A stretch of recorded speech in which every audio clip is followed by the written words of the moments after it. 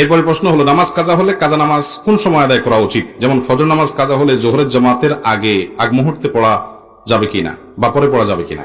দেখুন, যদি ফজরের নামাজ কাজা হয়, এটা জোহরের আগে না, বরং কাজা হয়েছে ফর এক্সাম্পল আপনি ঘুম থেকে উঠতে পারেন না, অ্যালার্ম দিয়ে রাখছেন তা উঠতে পারেন না, গভীর ঘুম হয়ে গেছে, অ্যাক্সিডেন্টলি এরকম হঠাৎ একদিন হয়ে গেছে, তাহলে যখন ঘুম ভাঙছে তাড়াতাড়ি করে ওযু করে আগে নামাজ পড়ে ফেলবেন। কারণ হাদিসে আসছে, নবী করিম সাল্লাল্লাহু আলাইহি ওয়াসাল্লাম বলেছেন, মান নামা আন সালাতিন আও নাসিহা ফালইউসাল্লিহা ইযা যাকারাহা ফাইন্না যালিকা ওয়াক্তুহা। কেউ যদি ঘুমের কারণে নামাজ পড়তে না পারে বা ভুলে গেছে, তাহলে এরকম ব্যক্তির যখন স্মরণ হবে বা ঘুম থেকে উঠবে সাথে সাথে সে নামাজ পড়বে, ওইটাই তার ওয়াক্ত। আপনি বললেন যে কাজা যেহেতু হয়েই গেছে থাক, তাহলে একসাথে জোহরের সময় পড়বো, এটা উচিত না।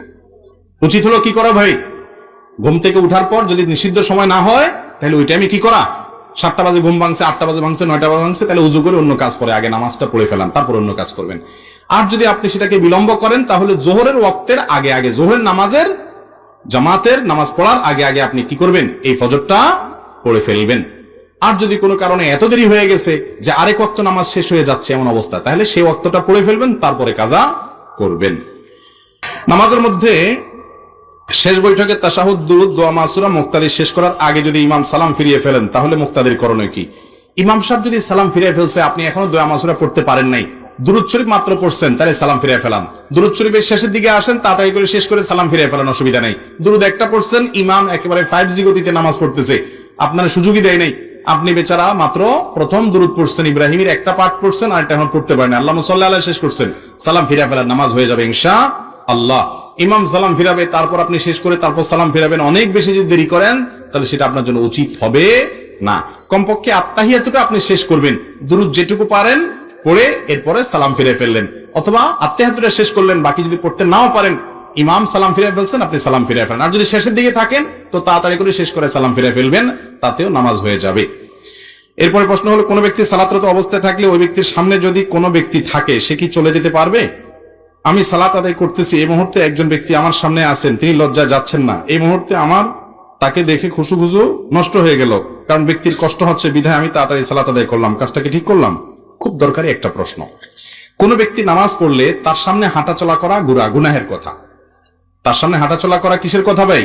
নবী করিম সাল্লাল্লাহু আলাইহি ওয়াসাল্লাম বলেছেন, নামাজি ব্যক্তির সামনে হাঁটাচলা করা কত ডেঞ্জারাস অপরাধ, এটা যদি তোমরা জানতা, তাহলে সামনে প্রয়োজনে হাঁটাচলা না করে এক পাশ থেকে আরেক পাশে যাওয়া, এরকম পরিস্থিতিতে 40 পর্যন্ত অপেক্ষা করতে, অর্থাৎ 40 দিন বা 40 বছর বা 40 ঘন্টা পর্যন্ত দাঁড়ায় থাকতা, তারপরেও ক্রস করতে না, কারণ নামাজের সামনে ক্রস করা এটা এতটা গুনাহের কথা। কত বেশি গুনাহের কথা জানেন?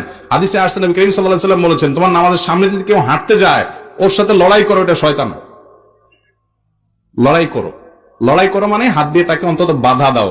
এই বাধা দেওয়ার একটা দৃশ্য আমি মসজিদে নববীতে দেখেছি একবার, মানে আমাদের কাছে দেখে হাস্যকর মনে হবে, কিন্তু হাদিসের উপর সরাসরি আমল করা। সেটা হলো, এক আরাবিয়ান নামাজ পড়তেছে, সামনে দিয়ে রিয়াদুল জান্নাতে মদিনা মসজিদে নববীতে সামনে দিয়ে আরেকজন হুট করে চলে যাচ্ছে, সে এরকম হাত বাইর করে দিছে, লোকটা তারপরও পাত্তা দেয় নাই, পাত্তা না দিয়ে আবার যাইতে নিছে, এরকম কলার ধরে একটা মুসুর দিল, সে বেচারা দপাস করে পড়ে গেছে, নামাজের মধ্যে আছে।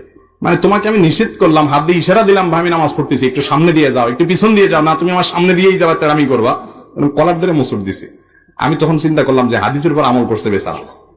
তো আমাদের দেশে এরকম যদি করে, বলবে কি নামাজ পড়তেছে না মারামারি করতেছে।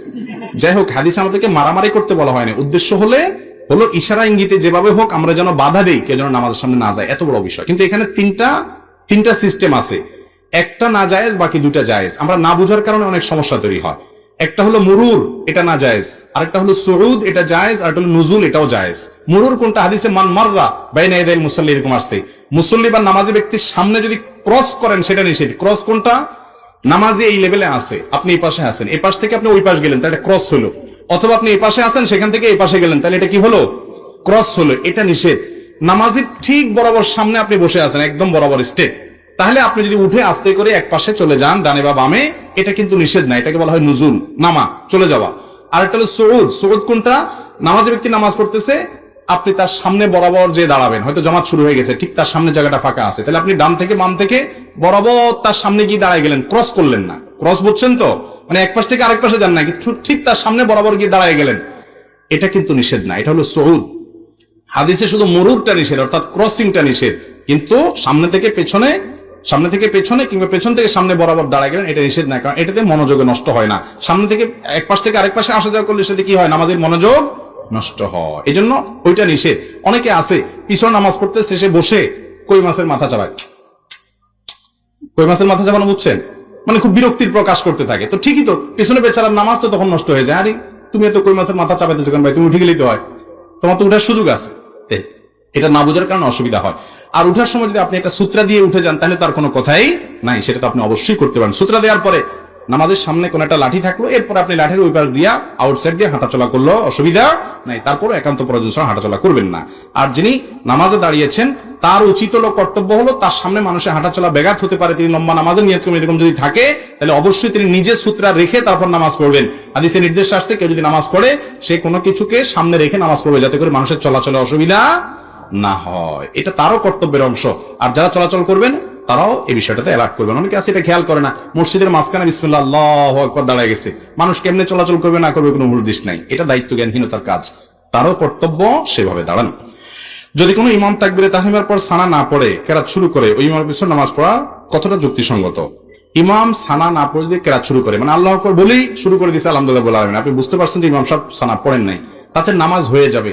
কিন্তু নিয়মিত যদি এরকম করেন তাহলে এটা ইমাম সাহেবের কোনো ভালো গুণ না। ওই ইমাম সাহেবকে নসিহত করা উচিত যে হুজুর, নামাজের মধ্যে প্রতিটা সুন্নাত আদায় করলে নামাজটা পারফেক্ট হয়, পূর্ণতা পায়, আপনি কেন অপূর্ণাঙ্গ রাখবেন, তাকে বুঝাবেন। তারপরে যদি তিনি না করেন আপনার নামাজ হয়ে যাবে, কোনো অসুবিধা নেই, ওনারও নামাজ হয়ে যাবে। কারণ সানা পড়াটা ফরজ না ওয়াজিব? নামাজের মধ্যে শুরুতে সানা পড়াটা ফরজ না ওয়াজিব? সুবহানাকাল্লাহুম্মা পড়া কি ফরজ? ফরজও না ওয়াজিবও না। যার কারণে এটা যদি ছুটে যায় তাতে নামাজ হবে না, ব্যাপারটা সেরকম না। কিন্তু সুন্নত ছাড়া নামাজ হলো, ইচ্ছাকৃত এরকম যদি প্রায় সময় করেন তাহলে এটা ত্রুটিপূর্ণ নামাজ হলো। লবণ ছাড়া তরকারির মতো, তরকারি হয়ে গেল কিন্তু লবণ ছাড়া থাকলো, এটা তো ভালো জিনিস না। সেই জন্য ইমাম সাহেবকে নসিহত করতে হবে। আর কর্তৃপক্ষ যদি দেখে যে না ইমাম সাহেব সবসময় এরকম করেন তাহলে তাকে বাদ দিতে হবে। হ্যাঁ, এরপরে প্রশ্ন হলো মাজারে কি কোনো ইবাদত আছে? ভাই মাজারে কোনো ইবাদত আছে? মাজারে ইবাদত আছে, একটা আমল আছে। সেটা কি? মাজার মানে জিয়ারতের জায়গা, মানে কবর। যে কোনো কবরকে কি বলা হয়? মাজার, মানে জিয়ারত করার জায়গা। কবরস্থানে গেলে একটা আমল আছে, এটা হলো কবর জিয়ারত। সে আমলটা কি ভাই? কবর জিয়ারত। সালামুন আলাইকুম দারা কওমিন ওয়া ইন্না ইনশাআল্লাহু বিকুম লাহিকুন, নাসাল্লাহু লানা ওয়া লাকুমুল আফিয়া। হে ঈমানদার বাসিন্দা যারা এই কবরে শুয়ে আছো, তোমাদের প্রতি শান্তি বর্ষিত হোক। আমরা তোমাদের পেছনে আসতেছি, আমরাও এই জায়গায় আসবো, তোমরা আগে গেছো, আমরা পরে আসবো। আল্লাহর কাছে তোমাদের সুখ শান্তি প্রশান্তি আখিরাতের জীবনে এটা দোয়া করি, কামনা করি। বাস এই দোয়া পেশ করবেন, এটাই হলো কবরে যাওয়ার আমল। কবরে যাওয়ার পর সেখানকার মানুষের কাছ থেকে কোনো কিছু চাওয়া, দোয়া করা, মোমবাতি আগরবাতি জ্বালানো, ফুল দেওয়া, এরকম কোন আমলের কথা কোরআন হাদিসে নির্দেশ করা হয় নাই। সেখান থেকে যদি কিছু পাওয়া যাবে, তার কাছে অলৌকিক শক্তি আছে, আপনি বিশ্বাস করেন, তাহলে সেটা আপনার ঈমানের জন্য ক্ষতিকর বিশ্বাস। এটা কোনো মুসলমানের বিশ্বাস হতে পারে না। ওয়াইদা সাআলতা ফাসআলিল্লাহ ওয়াইদা ইসতাআনতা ফাসতাইন বিল্লাহ। নবী সাল্লাল্লাহু আলাইহি ওয়াসাল্লাম বলেছেন, কিছু চাইলে আল্লাহর কাছে চাইবা, সাহায্য চাইলে আল্লাহর কাছে সাহায্য চাইবা। আল্লাহ তাআলা আমাদেরকে বুঝার এবং আমল করার তৌফিক দান করুন।